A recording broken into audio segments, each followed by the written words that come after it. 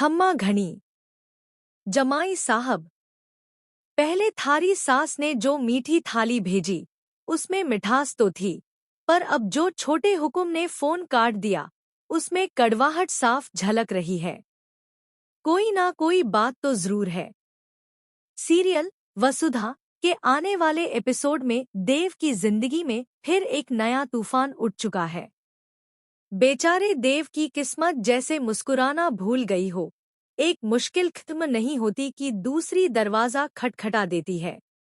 आज जहां बड़े हुकुमशाह ने आखिरकार वसुधा को देव की पत्नी के रूप में स्वीकार कर लिया, वहीं दूसरी तरफ देव के सामने खुला एक ऐसा राज जिसने सबको हिला दिया।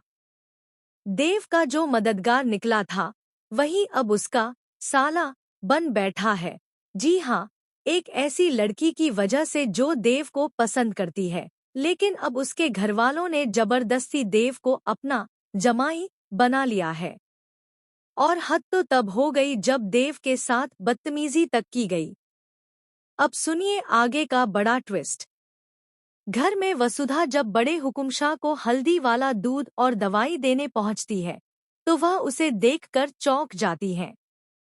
वसुधा की आंखों से आंसू बह रहे होते हैं। हुकुमशाह पूछते हैं, क्यों रो रही हो बहू? चिंता मत करो, सब ठीक हो जाएगा।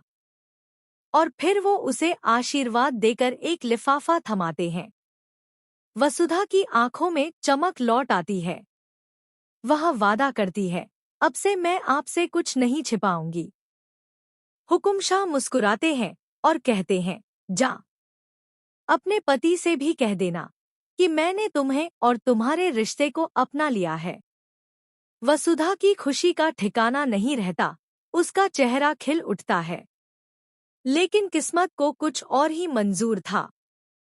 वह जैसे ही देव के पास पहुंचती है, दिव्या उसे रोक लेती है। देव उससे माफी मांगता है, काश मैं सही वक्त पर आ पाता। वसुधा मुस्कुराकर बताती है, बड़े हुकुमशाह ने हमें स्वीकार कर लिया है। दोनों की आंखों में खुशी झलकती है। अब बस एक ही मिशन बाकी है, मासा को खुश करना।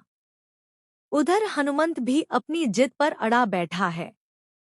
उसने मीठी भात की थाल तो भेज दी, लेकिन जब चंद्रिका ने पूछा यह रस्म क्या दर्शाती है, तो माहौल बदल गया। बड़े हुकुमशाह नाटक करने लगे कि उन्हें दर्द हो रहा है ताकि बात टल जाए। फिर हनुमंत वसु से कहता है, अगर वो मीठी थाल लौटकर नहीं आई तो समझ लेना वो लोग तुझे पसंद नहीं करते। वसु की आंखों में चिंता उतर आती है, लेकिन वो था